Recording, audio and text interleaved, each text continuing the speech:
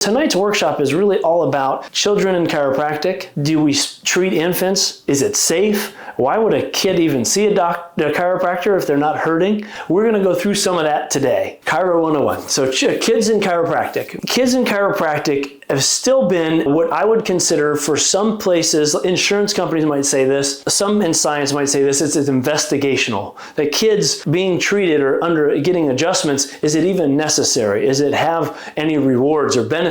We're going to go through some studies. But also, is it safe? You know, that's one of the biggest things. Most people, if you probably turned on YouTube or something and you said, hey, I want to hear some chiropractic pops today, and you get on there and you see the things that people are doing to other people to make their necks pop or their backs pop. Don't get me wrong, I'm sure I do some things that are similar to what you might watch. But if you were to say, would they do that to a child? Probably the answer is no. Most children wouldn't be adjusted like an adult, but there are definitely kids as they get a little bit older who still have releases, just like you hear from yourself. So those noises, that nitrogen gas that gets released when there's an adjustment to the body, still can happen in young children. So we'll go through a little bit of how that happens, but the first step I do want to talk about is the safety aspect. What happens is that there's a question. In science, there's always a question. Number one would be, hey, do infants need adjustments? And the first would be, is it safe? Is it safe to be adjusting these kids? Because if it's not, maybe the government's going to step in and say, kids can't go to chiropractors. And someone who's done it all their lives might say, oh my gosh, but in real science and just trying to protect the public, they say, hey, is this safe? So what they did in Australia, the government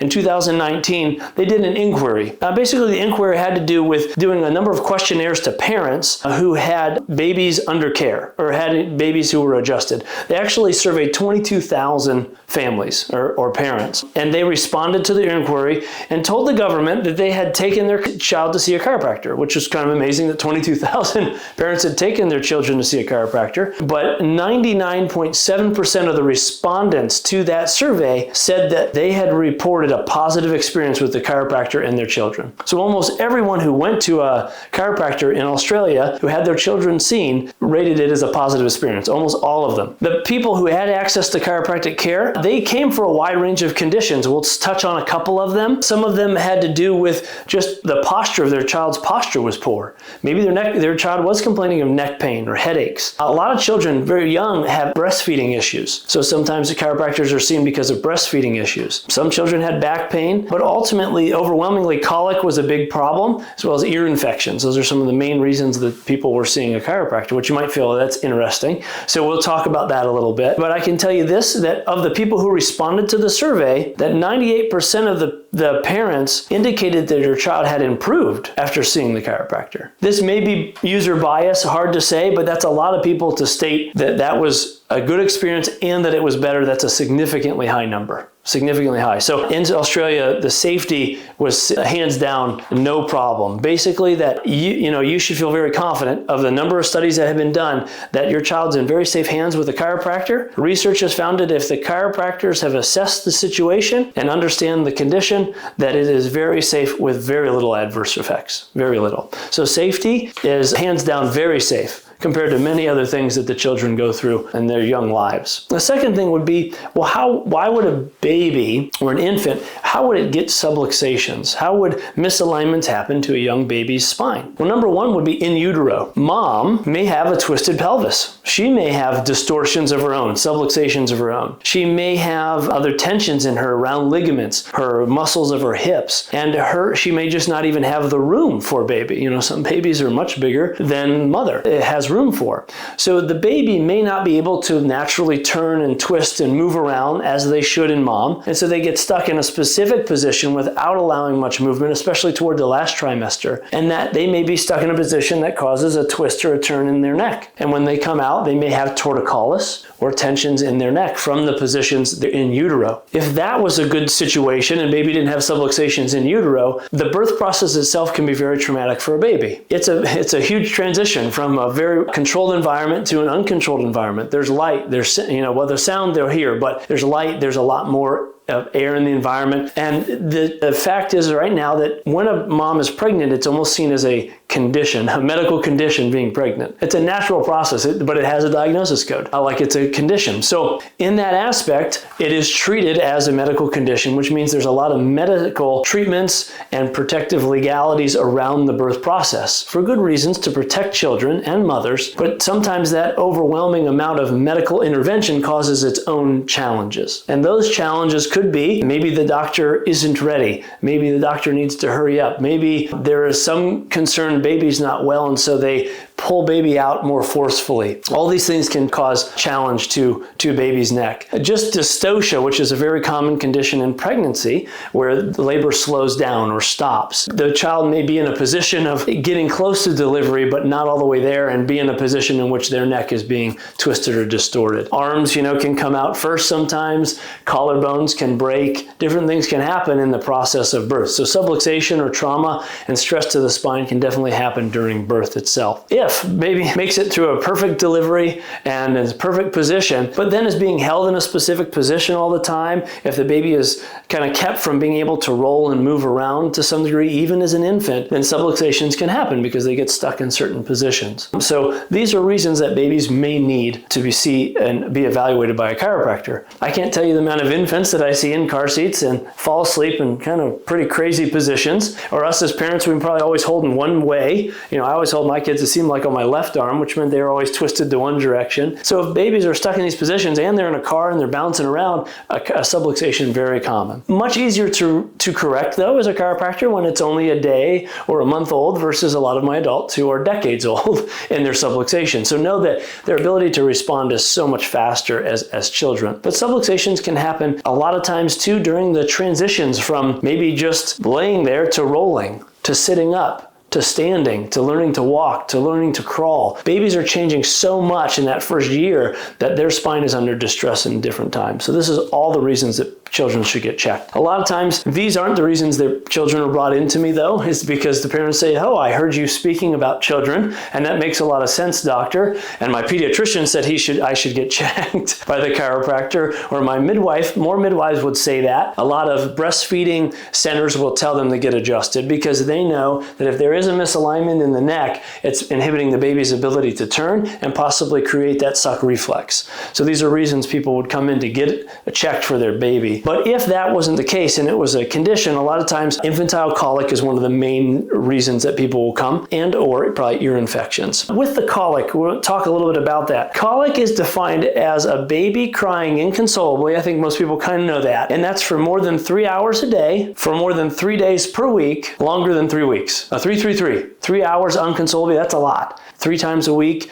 These poor children, there's something going on and they obviously can't communicate. So when we say, well, maybe they're in pain, maybe they're not in pain, but maybe something is disrupting their bodies. This is kind of the interesting fact of colic, is that colic can definitely lead to challenges, not just for the baby, but really in the social network. It can disrupt the marriages, it can cause even abuse. So colic's a big deal when it comes to public health and taking care of not just kids, but the families. If you've ever known couples who have children with special needs, there's usually a lot of even higher divorce rates and a lot of stress there. So I know my brother has Down syndrome. Luckily, my parents are amazing people, but it adds a stress, and so just a child who is unconsolable adds stress. And so, of course, medicine tries to help, but unfortunately, what they usually do is prescribe some drugs, or what they do is something to try to help the indigestion. They usually consider that it's indigestion in the baby, so they give them like a Prilosec, they call it a protein pump inhibitor, to try to just help acid in the stomach. But the current research is showing that it's no more effective than a placebo. So if we just gave water to a child or the medicine, it's almost no difference. So the medical interventions hadn't had a lot of success with colic. So the chiropractic care was studied to say, hey,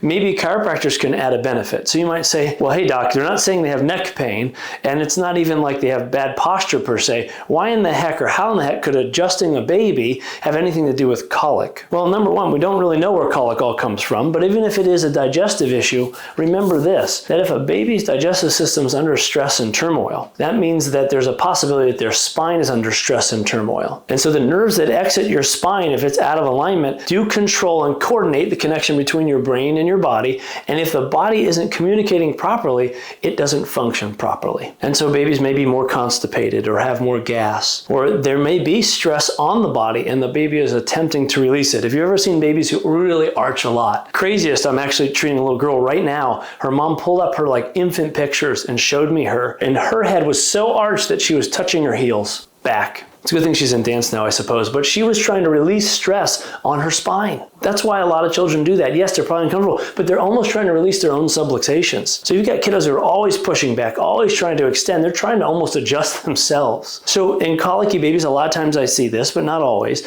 but there is something that's causing some discomfort. Remember, your spine is tied into everything in your body. So everything that's happening from your feet and your hands and your digestive system is going to have to go up your spine and into your brain. And if that signal is interrupted, slowed down, let's say distorted, then the body is not responding, or the brain properly back. And that's where subluxation so simply can be due to many reasons, but corrected allow proper communication. So what they decided to do in this study, this was in the United Kingdom, is they took 3 groups of people. They had 104 babies and they split them into thirds basically. One group of parents knew that their kids were seeing a chiropractor for the colic. The second group received chiropractic care, but the parents didn't know that the babies were seeing the chiropractor. They didn't know if they were going to see a chiropractor or just not get any care. And I think the third group, want to make sure this is right, didn't receive anything. They received the control. They just didn't do anything to them. And they didn't get checked by the chiropractor. They were asked to complete a 10-day crying diary, ultimately. And so the parents would, over 10 days, would track, how often the children were crying. Was it more significant, less significant, and any changes. The babies under chiropractic care, they cried at the minimum up to 3 hours less compared to those who didn't receive the care. So when they compared the group that had care versus the one that didn't, those kids definitely had an improvement of 3 hours at least less. Interestingly though, the parents who were aware that they were seeing the chiropractor and the ones who weren't aware had no difference in what they responded had an improvement. So this basically confirms that chiropractic care works even if the parents believed they were doing it or not.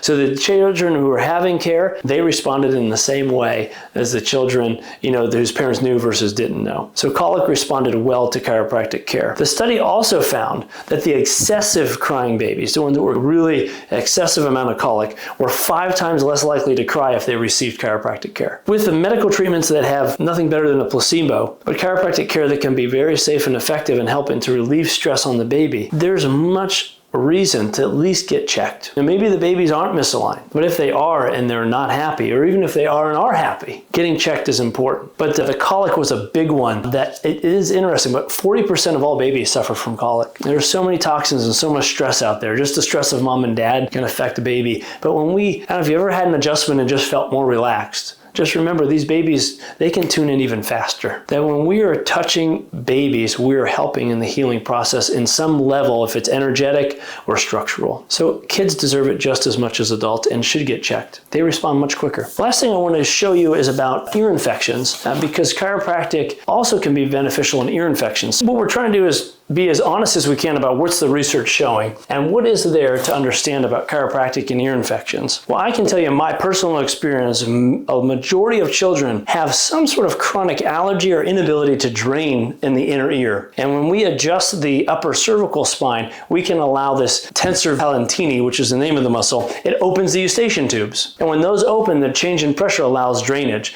And that's why they put those little grommets in the ears. But if that's a chronic occurrence, either due to chronic immune challenges or maybe allergies, like food allergies and sensitivities, then it may be something that the adjustments aren't going to correct unless we correct some of that next cause. But for some children, that misalignment is so severe, once it's corrected, they don't have a reoccurrence. So getting them checked, again, is what we're trying to say and one of the biggest benefits. But I can tell you that for my approach usually is that this is why we get checked and we get the history and we continue to work with the parents and the patient to try to understand what are those next little levels of stressors. Because typically there is a natural solution to a lot of those, and as you can tell, the medical approach doesn't leave a lot to be supported in the sense of really removing these things. It's just wait and then take an antibiotic, which again, what the research says is not always that effective, especially for chronic ones. Chiropractic care for children is safe. Chiropractic care for everyone is an ability to try to help the body function better and move better so that we can get the most out of our potential in our bodies. If we allow ourselves to be adjusted